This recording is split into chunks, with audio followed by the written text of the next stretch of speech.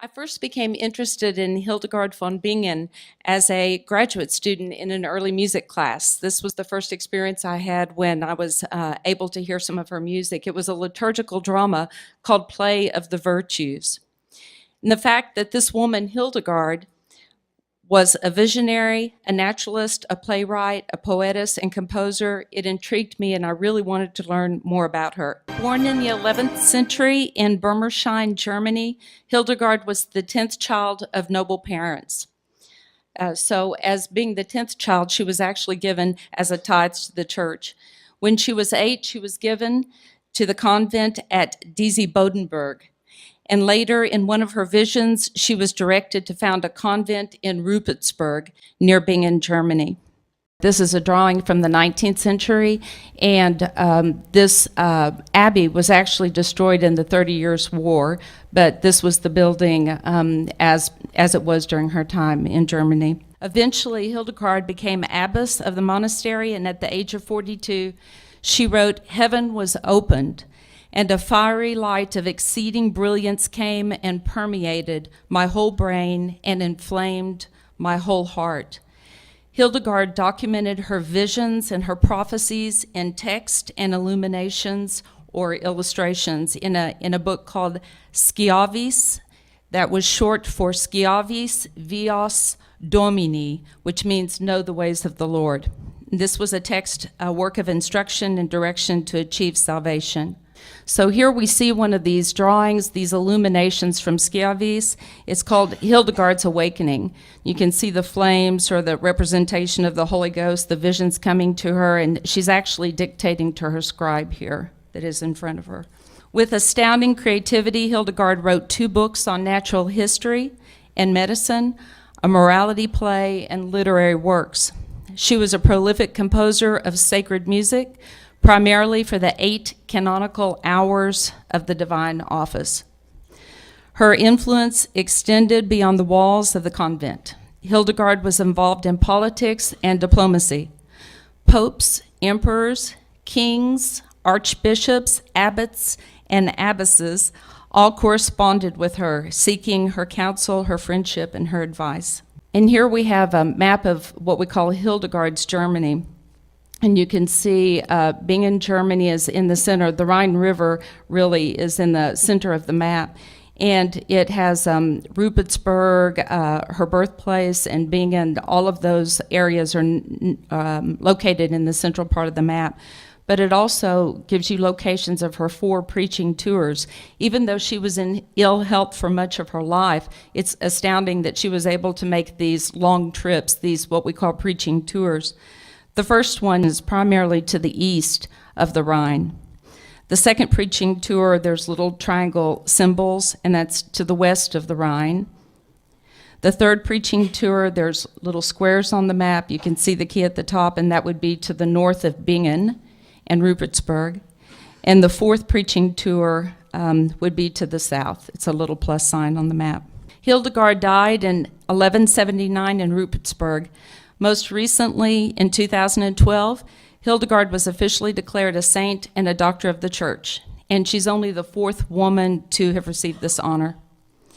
Now we have a set of illuminations, or these drawings, these paintings that were used in many of her texts, as well as her musical compositions.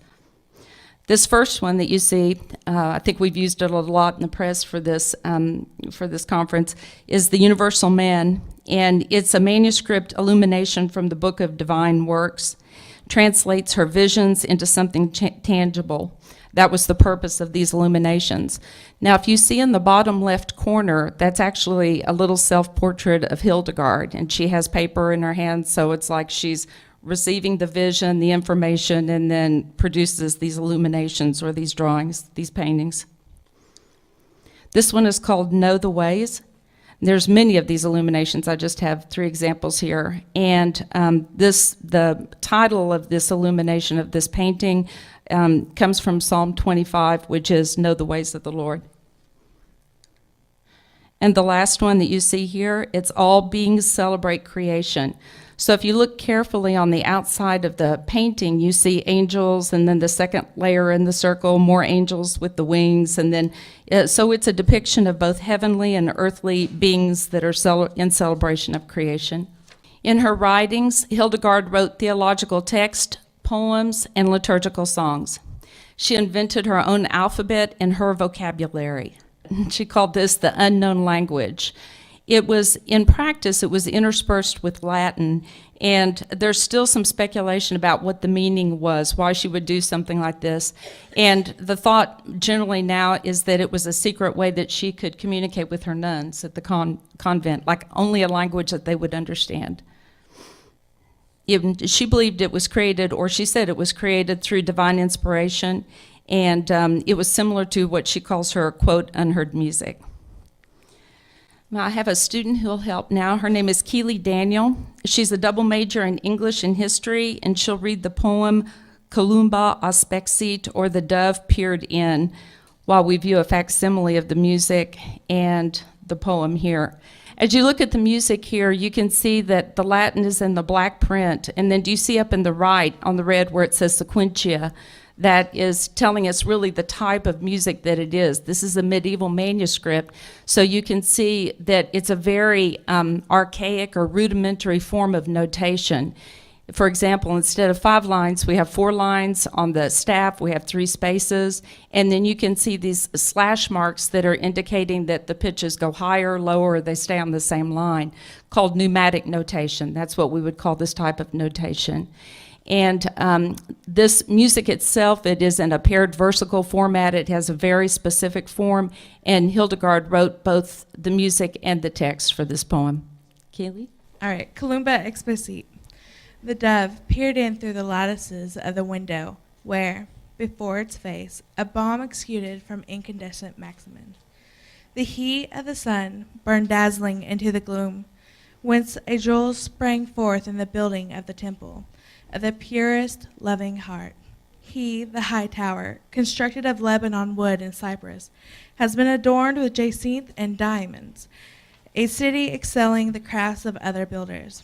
The swift heart sped to the fountain of clearest water, flowing from the most powerful stone, which courses with delightful spices.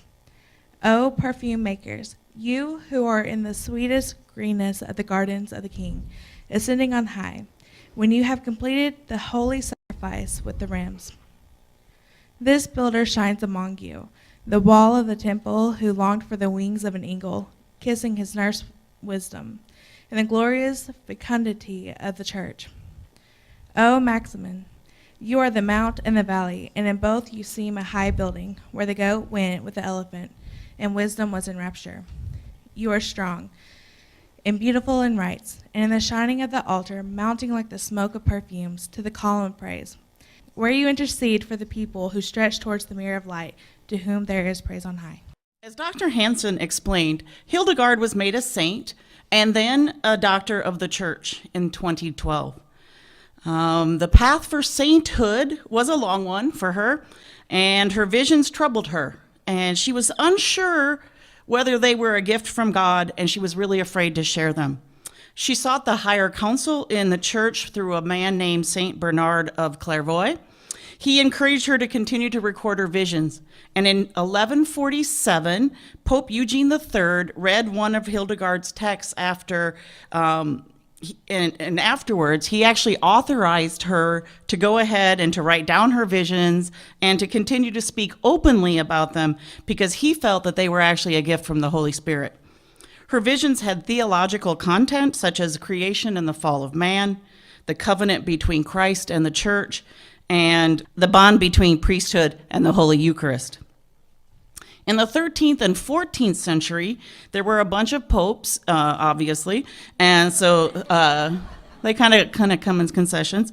Gregory the Ninth, Innocent the Fourth, Clement the Fifth, and John the 22nd all ordered what was called the process of information. And essentially that is the gathering of substantiating information about the miracles that were accredited and attributed to her intercession. And she was never canonized. However, she did reach the level of beatification, which is one of the steps on the many-step process to becoming a saint. Even though she was never actually canonized, she was listed in the Roman Martyrology in the 16th century, and many churches actually celebrated her feast day, which was September 17th, which is the anniversary of her death. John Paul II and Benedict XVI actually both called her a saint, and Benedict XVI did what was called an equivocal or equivalent canonization on May 10th, and then bestowed on her the highest rank of Doctor of the Church on October 7th in 2012. And the reason why he did this is he felt that she was deserving of this because of the perennially relevant and authentic teacher of theology, and she was a profound scholar of natural history and music. Her remains are now entombed in this particular abbey, which is her abbey. It's the convent of St. Hildegard in Bingen in Germany. And this actually, she was put in the cornerstone actually July 2nd in 1900. And so this church, or this abbey, actually still stands at this particular point. She was known for her writings on plants and how the application of these particular plant products could be used in medicinal remedies. Her knowledge of plants is actually thought to be an observation more so from experience and years of working as a nurse to her nuns in the monastery. So she actually has written this book called Physikas. She always actually included the plants into her theological context. Plants and people are closely related to one another as a whole, and they are formed and organized by God.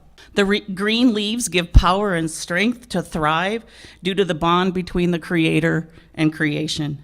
Health is a life pleasing to God, and recovery from severe illness lies in the hands of God. So even in her pharmacopoeia, she actually talks about plants and seeds and extracts and how she used them. And we actually still use some of these things in this same fashion today. So I'd like to show you just a little bit of the things that I think are important and are kind of fun. She writes about fennel, however eaten, makes men merry, sweat well, and cause good digestion. And today it is still actually used for heartburn, intestinal gas, and bloating, and it actually has been used to treat colic in infants. She also used the poppy, and what she says about the poppy: if they be eaten, induce sleep and decrease itching. My guess is that's probably because of the morphine and the codeine, so you don't really care that you're itching, so therefore it decreases. And it also was used by the Wicked Witch of the West to put Dorothy to sleep before she could get to the Emerald City. So poppies are very, very important. Lungwort, I think, is a very interesting plant. First of all, it's called lungwort. Second of all, it's used to treat bronchial disease. It actually has a derivative of salicylic acid, which is aspirin, and it also has something called mucilage, which help to break down the thick mucus that you have when you have a cold. So if you've ever taken Mucinex, you are taking something that probably originated in lungwort. Spelt, which those of you who came to the pep rally for our previous symposium speaker last fall, you know that is a grain near and dear to my heart. She actually writes about it being a most nutritious grain and right flesh and right blood. If you eat it, it will purify and strengthen nerves and heal digestive disorders. This grain has been around for centuries. In fact, it can be ground into flour. And in fact, it actually was the main grain in the United States until 1920s, when it actually was replaced by wheat flour. And the baskets that were actually delivered onto your table is spelt flour bread that I made yesterday, so that you guys can participate in eating of the spelt flour bread. And in case you need to have your nerves strengthened, let me give you a little bit of help there. So enjoy. Probably would be kind of good with some of that cheese back there. The people of Germany actually honored her on her 900th birthday by creating a 10 Deutschmark in her honor. And she really has had a resurgence in the past. She actually is popular among the feminist movement. She wanted equal rights for men and women in sexuality, emphasizing a woman's pleasure. She also thought that men and women were created equal. And I thought this was quite amazing. She actually was credited with writing about the first description of the first female orgasm in the Western world, and this is what she actually says about that. When a woman is making love with a man, a sense of heat in her brain, which brings with it sensual delight, communicates the taste of that delight during the act and summons forth the emission of the man's seed. And when the seed has fallen into its place, the vehement heat descending from her brain draws the seed to itself and holds it. And soon the woman's sexual organs contract, and all the parts that are ready to open up during the time of menstruation now close, in the same way as a strong man's hand can hold something enclosed in his fist. I thought that was interesting considering she's a nun, but maybe, she learned something new. Okay.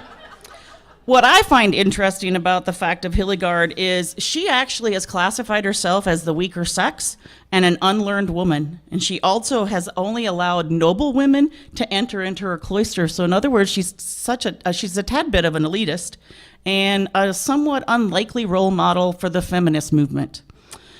She also has been part of the New Age movement, and you can see in the neighborhoods around where she grew up and stuff, the New Age people actually chanting and healing themselves with natural products that she recommended a millennia ago. And they also eat ratatouille and rice, which was something that was served quite frequently in the Abbey. Many scholars of Hildegard feel that her spirituality has been sort of hijacked in order to make money. And there are lots of bookstores around Germany and elsewhere that actually have a bunch of Hildegard-based cookbooks, which is amazing considering she never left a single recipe behind in any of her works. So one of the things that she talked about in her pharmacopoeia was the fact that nutmeg, that if you put it together with some cinnamon and some cloves, will put one in a good state of mind and leave you. And so what I've done is I've actually copied a recipe for cinnamon and clove and nutmeg cookies and put it on your table for you to take home with you so that you too can have a happy spirit cookie. Thank you very much.